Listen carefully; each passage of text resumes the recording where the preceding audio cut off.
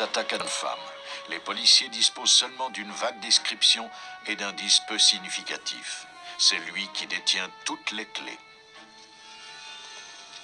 Un autre meurtrier se donne beaucoup de peine pour se débarrasser d'un cadavre. Devenue anonyme, la victime ne permet pas aux détectives de retrouver l'auteur du meurtre. C'est dans les mains de la femme morte qu'on trouvera le moyen de lui rendre justice. Une nuit sombre, un virage dangereux sur une route isolée. Une femme est trouvée morte au fond d'un canyon. Sa mort semble accidentelle au premier abord, mais cet accident est peut-être planifié. Règle générale, l'être humain ne tue pas à moins d'être certain d'échapper à une condamnation. Les meurtriers sont toujours convaincus qu'ils déjoueront la police, mais ils font là une grave erreur de calcul.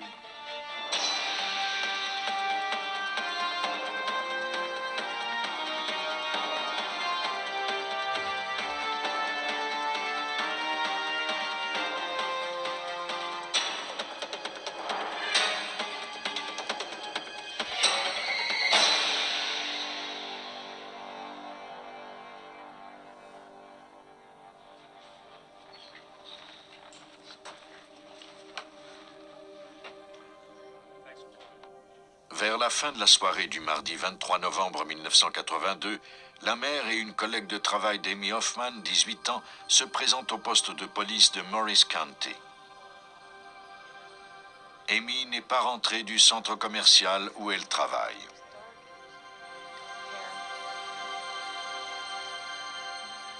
Elle est vendeuse dans une boutique de vêtements pour dames 2 soirs par semaine. Elle fait partie de l'équipe de cheerleaders et met de l'argent de côté en vue de devenir chiropracticienne. Sa collègue déclara qu'Amy l'avait aidé à fermer la boutique. Il était environ 21h30 et elle se trouvait parmi les dernières à sortir du centre commercial. En voyant que sa fille ne rentrait pas, Madame Hoffman se rendit au centre pour la chercher.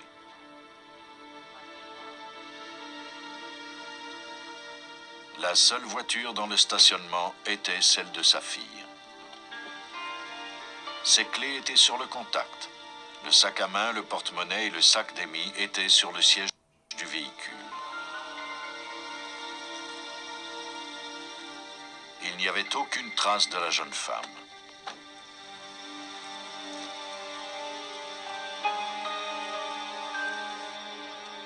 Inquiète de sa disparition, sa mère avait appelé la vendeuse qui travaillait avec Amy.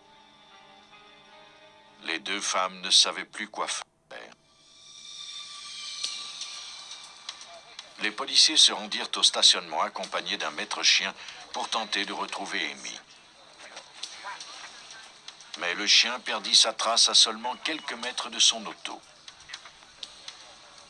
Amy semblait bien être partie du centre avec quelqu'un, mais qui ? Aucun indice ne fut retrouvé dans le stationnement. Selon le sergent détective John Kennecum de Morris County, il n'y en avait pas plus dans la voiture d'Amy. Nous avons fouillé son véhicule comme la procédure l'exige. Nous cherchions des empreintes digitales ou tout objet qui nous aiderait à la retrouver. Mais il n'y avait rien. Cela ne devait pas durer longtemps. 2 jours plus tard, le jour de l'Action de grâce, un promeneur dans un secteur isolé de Morris County, au New Jersey, fit une découverte troublante. Il s'agissait du corps d'une jeune femme. Il alerta immédiatement la police.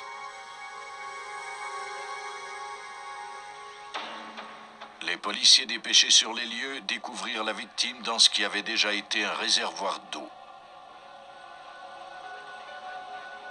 À n'en pas douter, il s'agissait d'Amy Hoffman. Elle avait été poignardée de plusieurs coups de couteau. Son corps fut recueilli et envoyé au laboratoire pour être analysé. Les experts examinèrent les lieux pour y trouver des indices.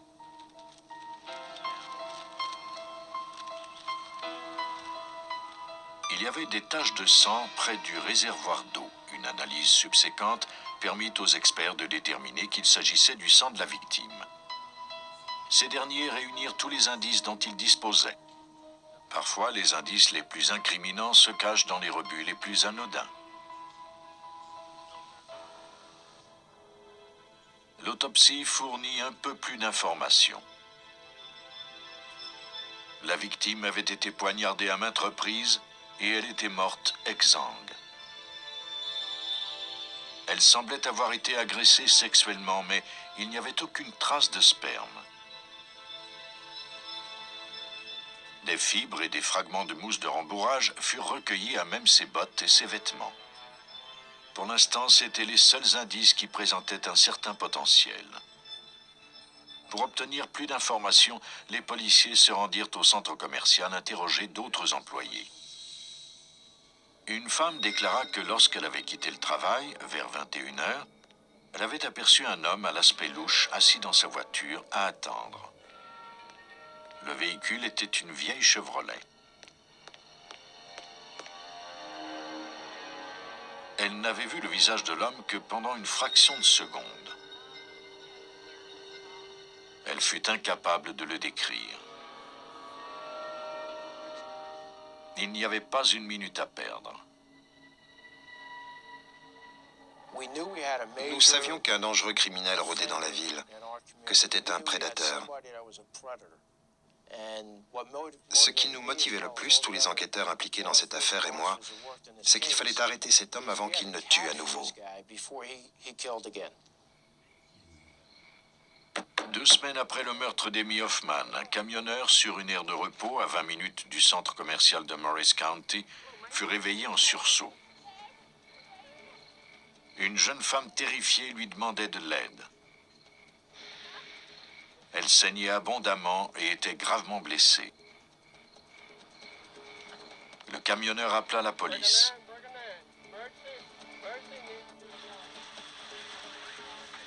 Deirdre O'Brien, 25 ans, avait perdu beaucoup de sang, mais elle était toujours consciente à l'arrivée des ambulanciers. Elle déclara à la police qu'à moins de 2 kilomètres de chez elle, un homme dans sa voiture l'avait obligée à se ranger le long de la route.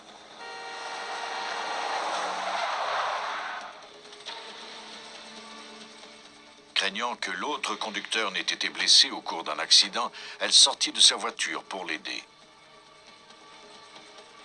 L'homme brandit alors un couteau et la força à monter à bord de sa voiture, une vieille Chevrolet.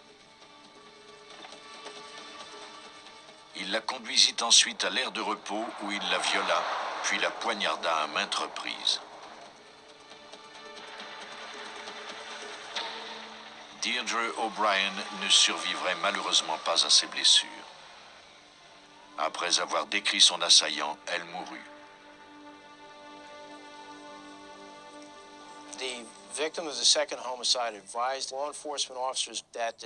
La victime du deuxième homicide a dit aux policiers que l'assaillant était un homme de race blanche,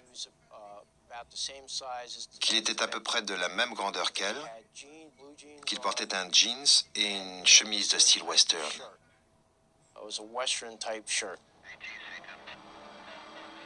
Le suspect et son véhicule correspondaient à la description du suspect dans l'affaire Amy Hoffman. Les experts ne recueillirent que quelques fibres synthétiques sur les vêtements de Deirdre O'Brien. Ils se rendirent sur la scène à la recherche d'autres indices. Ils remarquèrent une empreinte de pneu dans le sol poussiéreux. On la photographia, puis on en fit un moulage.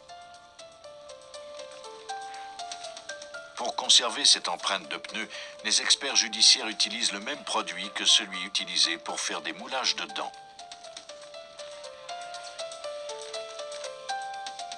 Ce produit a la caractéristique de prendre rapidement et il est plus durable que le plâtre. Cette empreinte ne représentait qu'un indice potentiel, mais jusqu'à présent, c'était le plus important. Nous nous sommes concentrés principalement sur cette empreinte de pneu.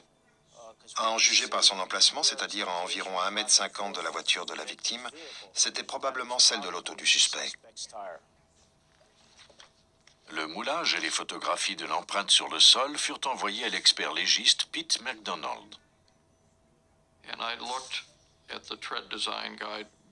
J'ai consulté mon guide d'empreintes de pneus et découvert qu'il existait une vingtaine de sortes de pneus à l'empreinte similaire. Cependant, le Cyberland Snow Power était celui qui s'en rapprochait le plus.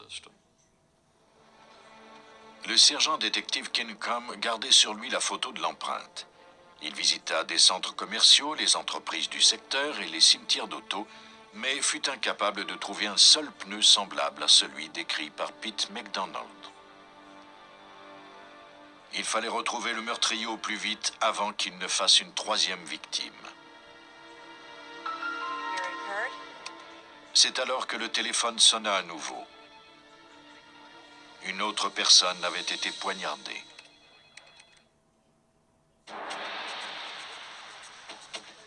Les détectives de Morris County, au New Jersey, enquêtaient sur le meurtre de 2 jeunes femmes. Tous les indices semblaient indiquer qu'un tueur en série était à l'œuvre. Mais on ne disposait d'aucun suspect. On tentait d'accélérer les recherches avant qu'il n'y ait une autre victime, mais ce fut en vain.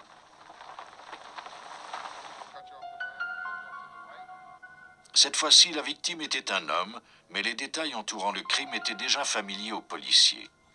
James Kodatich, 34 ans, déclara que pendant qu'il conduisait, une vieille Chevrolet l'avait obligé à s'arrêter. Il avait pu voir un signal lumineux bleu clignoter sur le tableau de bord. Le conducteur de la Chevrolet était sorti de son auto et l'avait poignardé. Kodatich s'était défendu. Il était parvenu à prendre la fuite et à se rendre chez sa mère. Sa description de l'assaillant ressemblait à celle du meurtrier. James Kodatich avait eu de la chance. Ses blessures n'étaient pas profondes. Des ambulanciers le conduisirent à l'hôpital.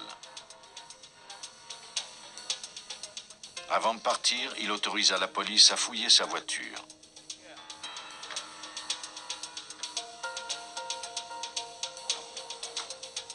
Les experts espéraient trouver des indices qui relieraient cet assaut aux 2 meurtres.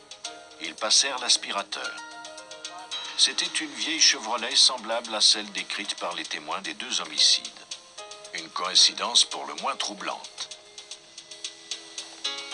Le détective Kencom décida d'examiner les pneus du véhicule. J'ai examiné le pneu arrière droit et j'ai constaté que c'était le pneu que nous cherchions. J'ai ensuite ouvert mon attaché-caisse dans lequel j'avais une copie du croquis du pneu, ainsi que des données techniques comme l'épaisseur, la grosseur, etc. J'ai mesuré le pneu arrière droit du véhicule et constaté certaines caractéristiques communes. C'était le même. Le véhicule de James Kodatich était directement relié à la scène de l'enlèvement de Deirdre O'Brien, qui avait été assassinée quelques semaines plus tôt. La 3e victime du meurtrier était par conséquent devenue le suspect numéro 1 dans cette enquête. Grâce à cette information, les détectives pouvaient obtenir un mandat d'arrêt. Kodatich était encore à l'hôpital lorsqu'il fut arrêté comme suspect du meurtre de Deirdre O'Brien. Lorsqu'on l'interrogea à propos de l'empreinte du pneu qu'il avait laissée, le suspect reconnut avoir fait un virage brusque sur cette partie de l'autoroute, mais ajouta que ce n'était pas au moment du meurtre. Les policiers ne le croyaient pas, mais les preuves étaient malheureusement indirectes. Il fallait trouver un moyen de consolider l'enquête. De plus, il n'y avait pas que le meurtre de Deirdre O'Brien à résoudre, mais aussi celui d'Amy Hoffman. La réponse n'était pas loin. Les fibres recueillies à l'intérieur de la voiture de Kodatich furent comparées à celles qui avaient été recueillies sur les 2 victimes. Des micro-indices provenant des victimes, tels que des fibres de leur jupe, ont été découverts dans sa voiture. Nous avons également trouvé des fibres de la moquette de son véhicule et des traces de mousse de rembourrage de ses sièges sur les victimes elles-mêmes. Les preuves se recoupaient.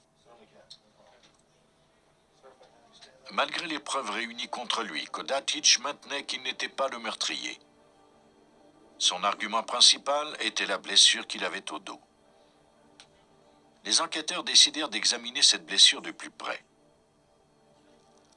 La gravité et l'angle de la blessure laissaient présumer que le suspect se l'était lui-même infligé. Mais pourquoi s'était-il donné cette peine? Nous croyons qu'il pensait que la police était sur sa piste, ou qu'il était un suspect dans l'affaire, ce qui n'était pas le cas. C'est ce qui expliquerait pourquoi il avait mis au point ce scénario. Le plan de Kodatic avait échoué. Au contraire, il s'était lui-même placé dans la mire des détectives. Tout porte à croire que Kodatic s'attaquait à des femmes vulnérables et qu'il les enlevait avant de les violer et de les tuer. Pour les meurtres d'Amy Hoffman et de Deirdre O'Brien, James Kodatic fut condamné à 95 ans. L'analyse avait suscité de nouvelles questions. Cette affaire méritait qu'on s'y attarde un peu.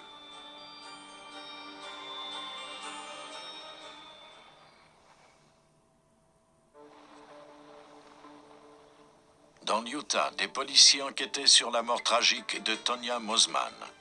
Cette dernière avait été tuée lorsque le véhicule que son mari conduisait avait fait un plongeon d'environ 85 mètres jusqu'au fond d'un canyon. Les événements tels que les avait décrits David Mosman ne corroboraient pas les faits. Les enquêteurs firent autopsier sa femme.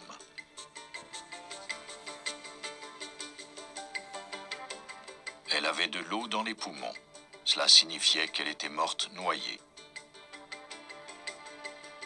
Une marque de la taille aux épaules indiquait qu'elle portait sa ceinture de sécurité.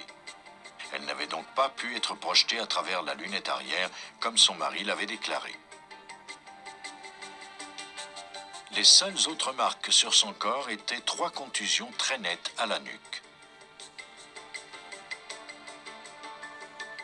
L'équipe d'experts examina le véhicule pour tenter de déterminer ce qui avait pu causer ces contusions. Ils utilisèrent également des cotons-tiges imbibés d'une solution qui vire au bleu en présence de sang. Il n'y en avait aucune trace dans la camionnette et aucun objet n'avait pu causer ces blessures. Les détectives retournèrent sur la scène dans l'espoir d'obtenir davantage d'informations. Sur la berge de la rivière, ils découvrirent un morceau de tuyau d'irrigation. David Mosman était professeur, mais dans ses temps libres, il installait des systèmes d'irrigation. Le tuyau fut envoyé à l'expert Kent Glanville du laboratoire judiciaire de Logan County pour être examiné de plus près. Ce dernier superposa le tuyau à une photographie grandeur nature des blessures à la nuque de Tonya. Le tuyau correspondait parfaitement. Cependant, Mosman avait de bonnes raisons de transporter ce tuyau. Et même si c'était peu probable, le tuyau avait pu frapper la victime pendant que la camionnette plongeait dans le ravin. Les détectives interrogèrent à nouveau Mosman pour obtenir davantage d'informations de sa part à propos de l'accident. On lui demanda notamment de dresser un plan de la route et d'indiquer qu'il fut d'une précision étonnante, contrairement à ce qui arrive à la plupart des victimes d'accidents.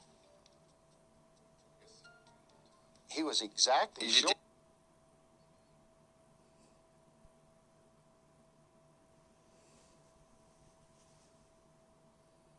convaincu que c'était à cet endroit qu'il avait plongé, et c'était très près de la réalité. C'était plutôt bizarre parce que l'accident s'était produit au cours de la soirée et qu'il faisait noir. Pour être d'une telle précision, il fallait qu'il soit très familier avec l'endroit. Cela m'a donné l'impression qu'il savait d'avance où le véhicule allait plonger.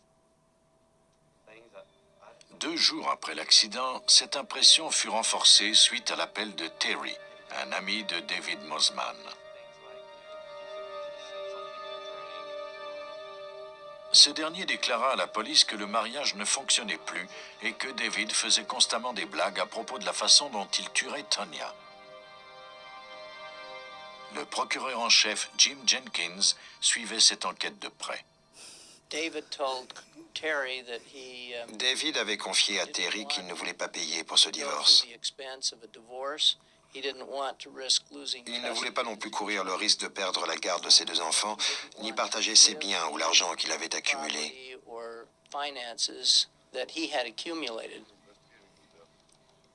David Mosman avait donc pu tuer sa femme. Les policiers se rendirent ensuite interroger les amis de Tonya. Ceux-ci savaient tous que le mariage des Mosman ne fonctionnait plus. Selon une des amies de Tonya, cette dernière avait été terrifiée plus d'une fois par le comportement de David. Il lui arrivait d'être très violent. La plupart du temps, ils se disputaient au sujet de la garde de leurs 2 jeunes enfants. Elle déclara aux policiers que David avait récemment tenté de forcer Tonya à signer un document qu'il avait lui-même rédigé. Ce document stipulait qu'en cas de divorce, elle devrait abandonner la garde des enfants. Il avait même menacé de la tuer si elle refusait de le signer. Malgré ces menaces, Tonya avait consulté un avocat pour entamer des procédures de divorce. Peu de temps après, David était soudainement redevenu très gentil envers elle. Tonya avait confié à son ami qu'elle avait hâte d'aller au restaurant avec lui. Le soir de sa mort, elle espérait sincèrement qu'ils parviendraient à se réconcilier.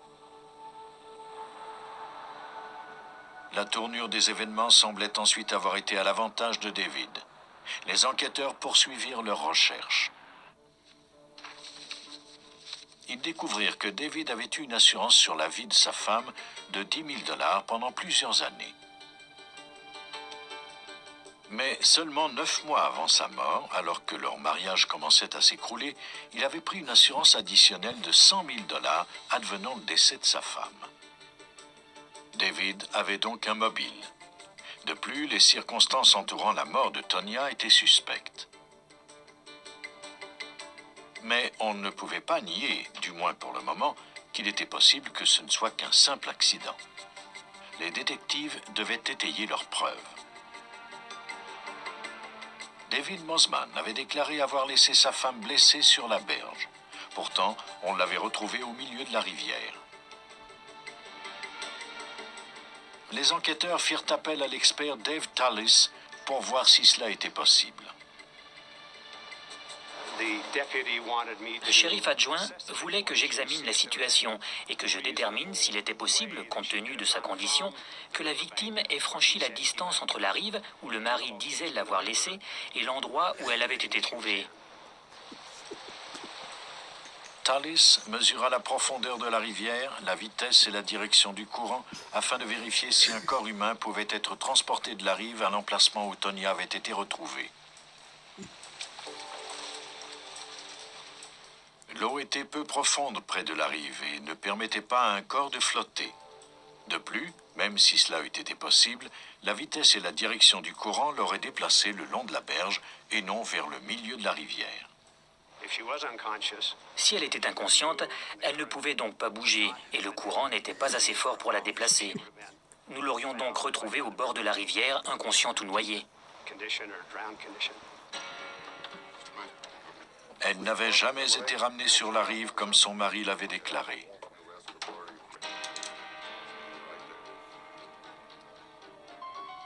David Mosman fut arrêté pour le meurtre de sa femme.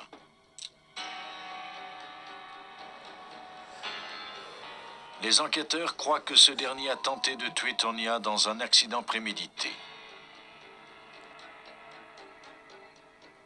Mais cette dernière n'est pas morte sur le coup et il a dû descendre au fond du canyon pour terminer son boulot. Apparemment, les mobiles de son meurtre étaient la haine qu'il nourrissait à l'égard de sa femme, la garde de leurs enfants et l'argent de l'assurance vie. Pour son crime, David Mosman fut condamné à la prison à vie. Les prisons sont bondées d'individus convaincus d'avoir commis le crime parfait. Mais lorsque la victime cesse de respirer, rien n'est encore gagné pour le meurtrier. Pour les enquêteurs, ce n'est que le commencement. Ils font appel aux spécialistes de la criminalistique pour faire en sorte que justice soit rendue aux victimes et que les erreurs des meurtriers soient étalées au grand jour.